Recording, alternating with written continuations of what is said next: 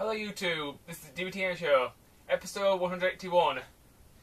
Now, I hope you all enjoyed the Pokemon Blue Let's Play. Me and Adam had a lot of fun making it. There will be a new Let's Play soon, but for now I want to do some reviews. A few months back, I did a Let's Play of Sonic Adventure Director's Cut for the GameCube. I did this LP to celebrate the release of two new Sonic games. The first Sonic game was Sonic 4, Episode 1, and the second Sonic game was Sonic Colors. Now, Sonic 4, it was a good game, but because it was so recycled, it turned out to be a disappointment. Now, does Sonic Colors redeem itself and turn out the same way? Well, let's find out. Begin the review.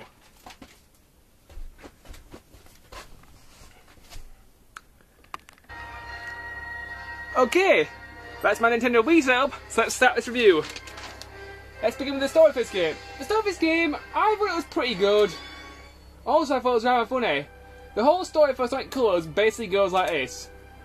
Dr. Robotnik has built a giant theme park to say sorry for all the bad things he's done in his life. Bullshit! Bullshit! Yeah, whatever, Robotnik, you can't fool me. The story itself reminds me a lot of the old Sonic the Hedgehog cartoons I used to watch when I was a kid. There's quite a lot of good jokes and it's pretty funny. Next, let's move on to the graphics of the game. The graphics of the game, I think they're really, really good. These are some of the best graphics I've seen on the Nintendo Wii. And it's nice to see the Wii running at full power, which is good because not that many companies run it at this speed usually. Controls for this game. The controls for the game are also very good. Let me just find a level and we'll talk about controls. That's what I do. For this review, I'm using the GameCube controls because I am not put with motion controls in a Sonic game, unless I'm playing Sonic and the Secret Rings. Okay, controls for this game. Analog sticks moving around. A jump, press A twice, do a double jump. Press B to boost, where you got a white wisp with you. I'll talk more about all the wisps as we go along in the review.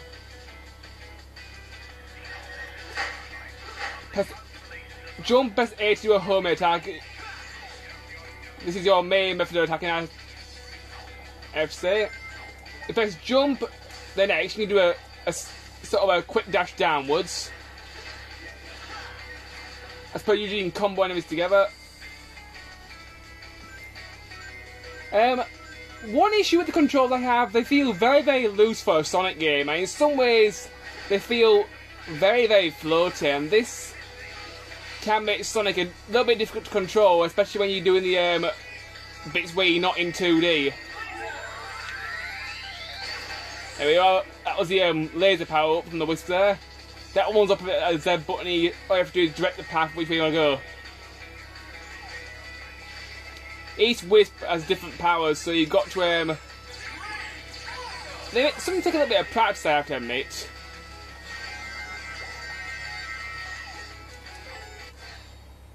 Let's talk about the music for the game, 6 minute level. The music for the game, I think it's very good. It's very fast-paced music, and it's just very good music. It's got a sort of ring to it where the game wants you to keep playing it. It gives you that extra strength to keep playing when the going gets tough.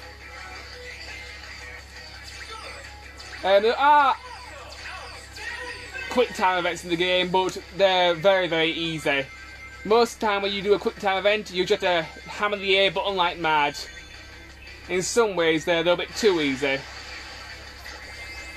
Although when I first came across the quick time events in the game, I didn't realise I had to press the A button multiple times.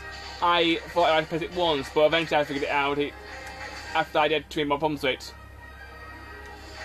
Little tip for you, when you get to the end of the level and you sort out your ranking, if you jump and hit the numbers and the rank you got, you can sometimes get extra lives and extra rings, that sort of thing.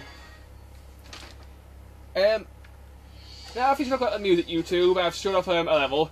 I'm going to talk about the multiplayer. The multiplayer, I think, is pretty good. The multiplayer is inside this giant metal Sonic head. This is the Sonic Simulator. And you may be asking, what on earth is the Sonic Simulator? Well, the Sonic Simulator is basically the multiplayer portion of the game. In this mode, you can play one-player levels, and a nice little extra, you can even play your Mii's, which is pretty cool, I think. There's 1.5 player, which works very similar to the two-player mode in the old Sonic games, like in Sonic 2. And then there's two-player mode where you can play the levels in this mode as two-player. The multiplayer, I think it's good, but it would be nice to have a two-player story mode instead of these levels that don't really have much to do with the story at all. If you manage to complete the one-player mode in the Sonic Sim, if you manage to complete all the levels, which you unlock more levels by collecting more red rings, you can play Super Sonic anytime you want, which is pretty cool, but I haven't got around to do that yet because I've had so many other games to play.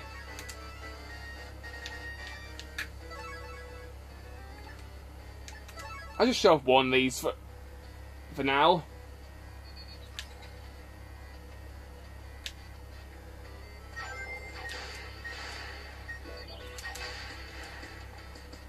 I would do some two-player, but at the moment, I ain't got any friends around to play with me, so you're stuck with me, I guess.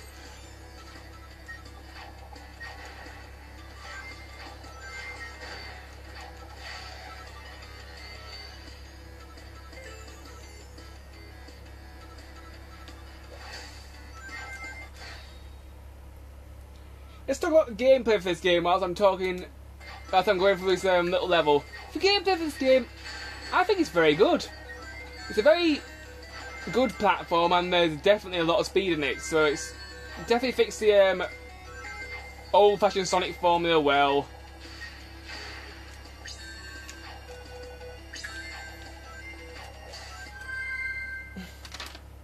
So I think the gameplay's good.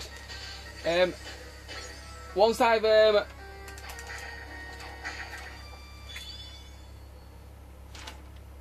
got off this out, I'll talk about the good stuff in the game. The good stuff about Sonic Colors, well, there is quite a lot to like. I thought the story was very good. I especially like the humour. The two little robots, the red orb-shaped one was rather funny, but the cube yellow-shaped one was absolutely hilarious, and sometimes I couldn't stop myself from laughing, and I couldn't concentrate on the game. The cuts in the game, these are also very funny, and most of them are good. Once you beat the game, you can view any cutscene you like if you just go down to the options. Whilst me about to talk about the options, that locked symbol there, I think that's how you turn Super Sonic on and off, from what I've heard. There you go, that's my movies. Change Mii's. For some bizarre reason, this is pointless. The game has leaderboards, so let's say if your friend's got a high score on a certain level, you can challenge their high scores. I only have one phrase I can describe this with. Ugh. Whoop-de-doo! Personally, I think leaderboards are pointless.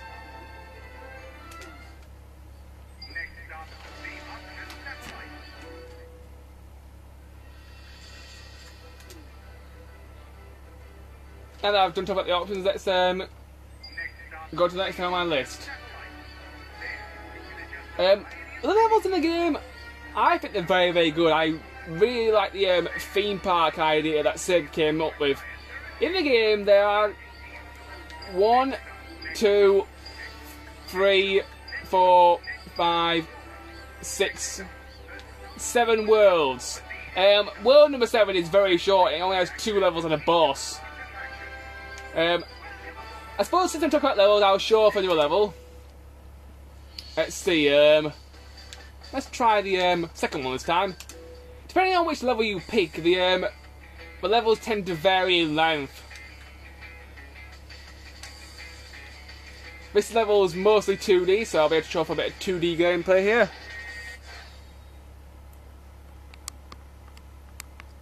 Oops, I'll just crack the brightness up a little bit. There we go.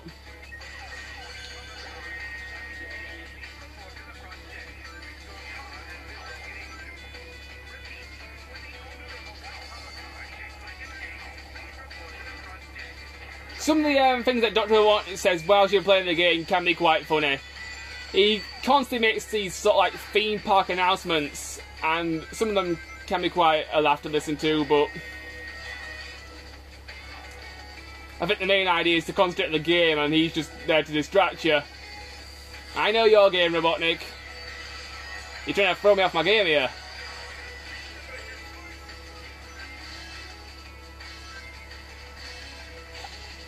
You can sort of see what I mean by the controls feel loose here.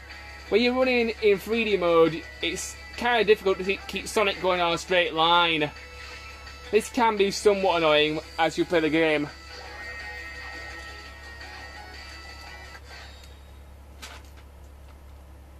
Let's talk about the boss in the game. The boss in the game, they're good, and most of them are quite challenging. Especially the final one. The final one was very annoying. It took me several attempts to beat that damn thing.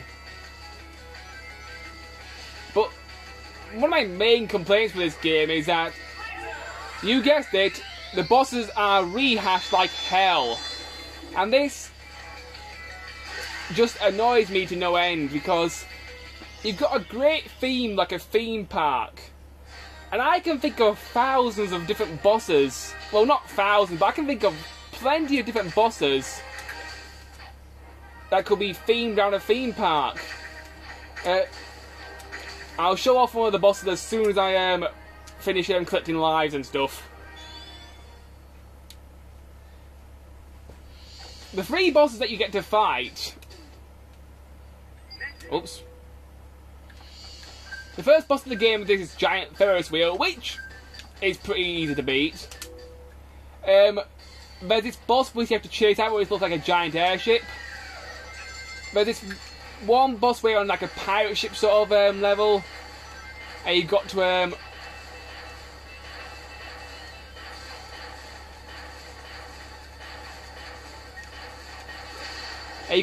defeat the pirate, and that's it. For the other stages of the game, the bosses are just rehashed, which I thought was very disappointing. The final boss, I like the final boss a lot. You have to combine all your powers that you've learned throughout the game in order to be able to defeat it, which was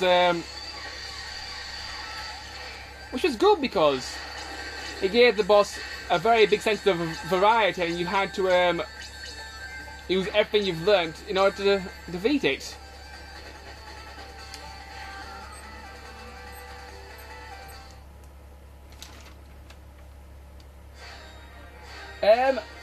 Now that I've finished talking about bosses YouTube, I'm going to talk about power-ups. But whilst I'm talking about power-ups, I'm going to try and show off a newer level. So let me just find one.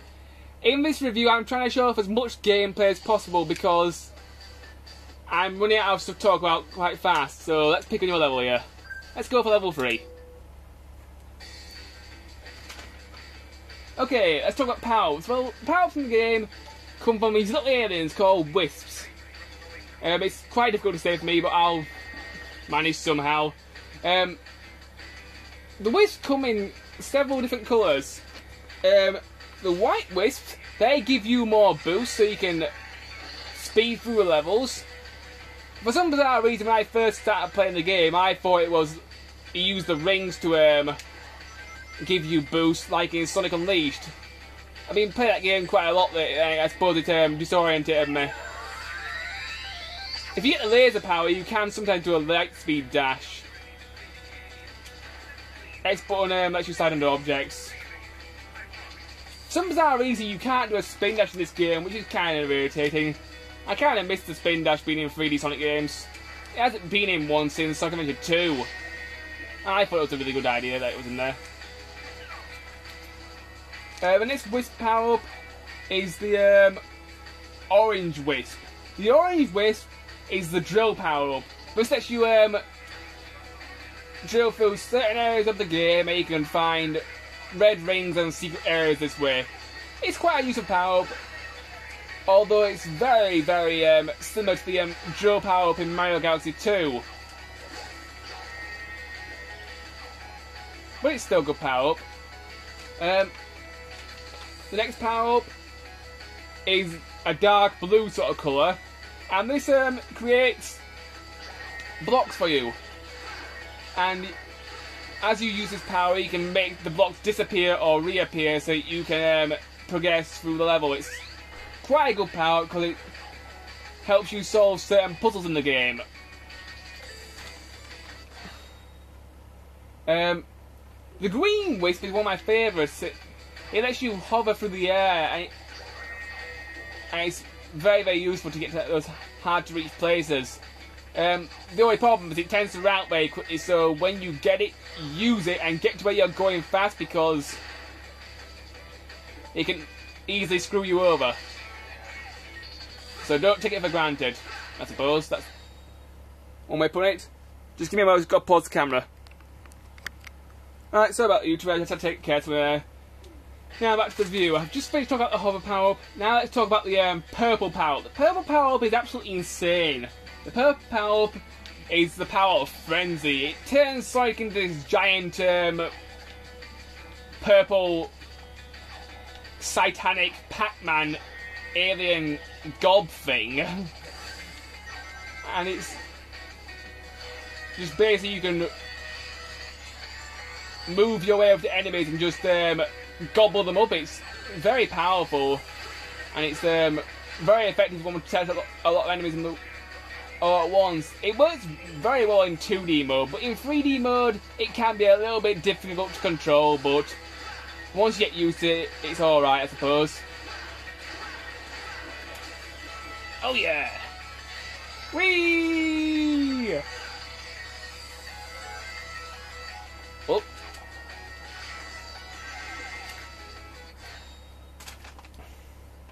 The next power I want to talk about YouTube is the pink wisp.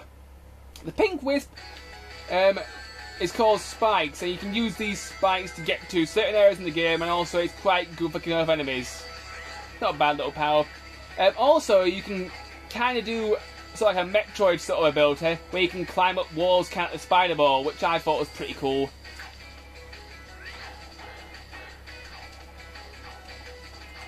The final power I want to talk about is the yellow wisp, which turns Sonic into a rocket ship and gets him to very high areas. It's a very useful power-up because once you've shot up in the air, Sonic pulls out a parachute so you can float down and get to safety pretty easily. If you press a certain button, you can also turn off the parachute and just free fall and go skydiving like the Power Rangers did in the movie.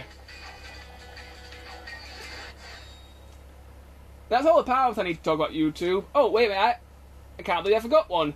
Another thing I really liked about this game was the light blue power-up, which is the laser power-up. The laser power-up is probably one of my most favourite power-ups, because it allows you to bounce off walls, and you bounce off certain walls in the game, you can access secret areas. It's also very good for attacking multiple enemies in a row. You can get some really nice combos with it.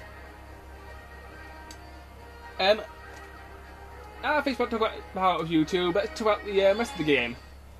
The next thing I want to talk about are the collectibles. Throughout the game, you will see these red rings with a little red star in the middle. You may be asking, what on earth are these things for? Well, basically, if you manage to collect all the red rings in the game, you can play as Super Sonic in any level, which I have to admit is pretty cool. Although, from what I've heard, Super Sonic can't use the Wisp powers, so in some ways he's a little bit underpowered, which is a little bit disappointing, but I suppose you can't have everything you want. And the other thing I liked about the game was all the classic Sonic gimmicks, you know, running through loops, bouncing off springs, going through corkscrews, and the whole theme park theme was good as well. you know, jumping from roller coaster to roller coaster, grinding down rails. Most of the gimmicks they put in were very, very fun. I might unlock Supersonic later on this year, but for now I'm too busy playing other stuff. I'll just talk about the other worlds since I've got time. The first world is very simple, it's pretty easy to get through, it's sort of like a beginning to a world.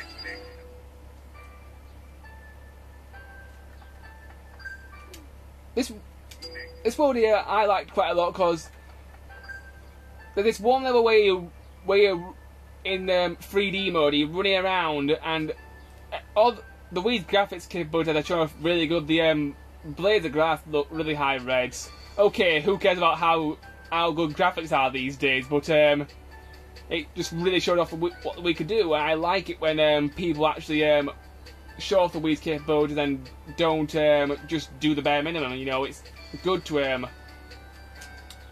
push the system to its limits. After you beat the game, it's a good idea to go back to previous levels so that you can find other secrets, because certain powers on your first run through haven't been unlocked. So if you go back to previous levels, you can unlock more powers and you can find more stuff.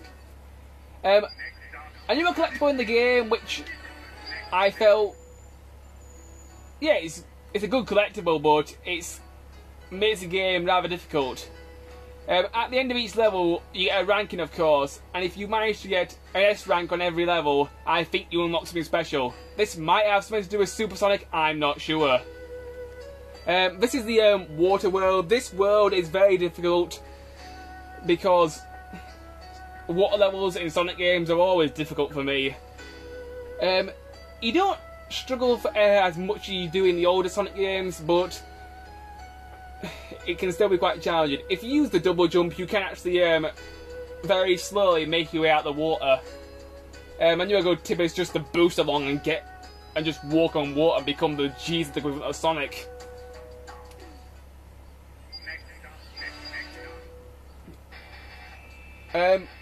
This world is sort of like a factory sort of world, and in this world you'll be using the frenzy power quite a lot, and there's quite a lot of enemies, and this is where you will free all the whiffs when you are in the main story, because this is where Dr. Robotnik has taken them all, because he's using the whiffs to power his theme park and also to accomplish his evil secret plan. This world I liked quite a lot because it's based on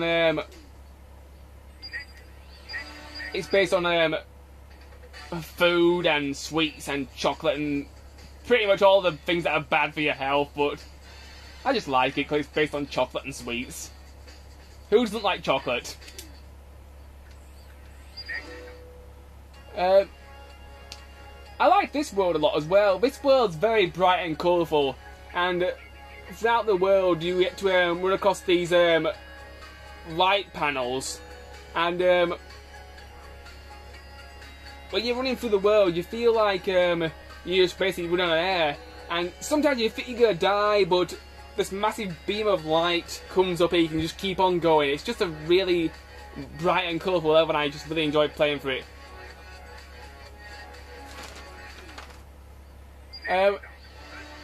I'll show off one last level, then I'll go to my complaints.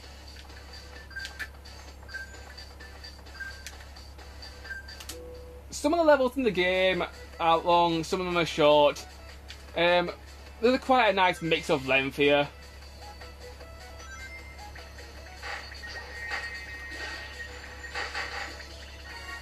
You might have noticed YouTube, I'm not recording these reviews in parts anymore. I recently got the privilege to have longer videos, so I thought, why not use it?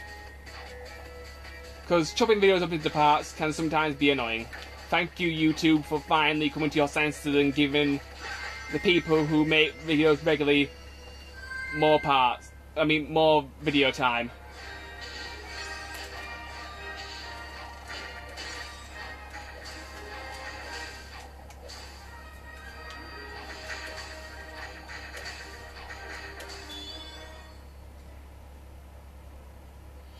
Right, YouTube, that's all the gameplay I'm going to show you. Now let's go to my complaints.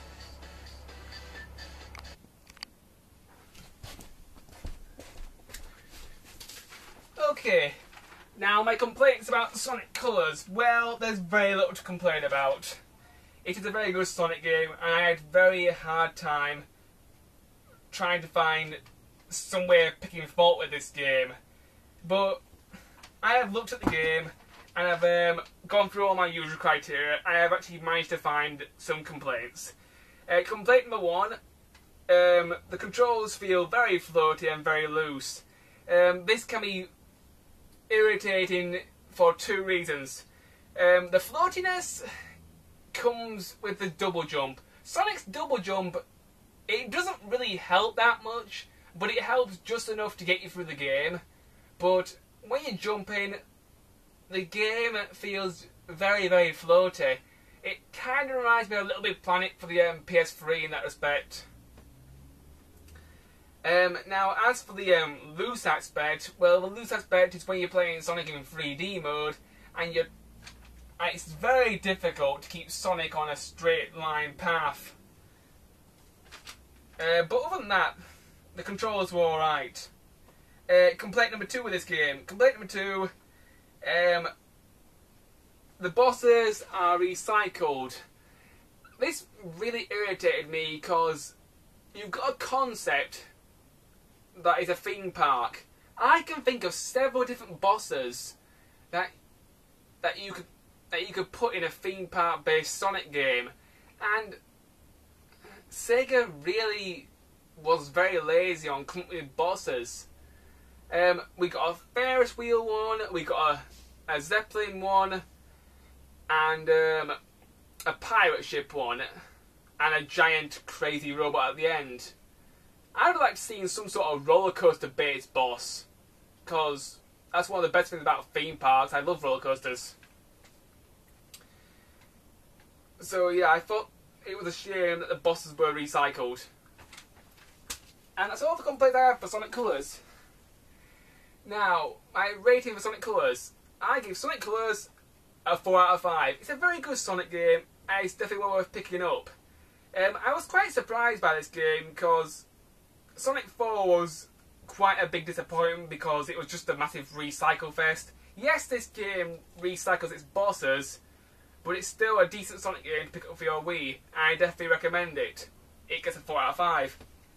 My next review, YouTube, will be hitting the streets and take out some bad guys in Streets of Rage 3.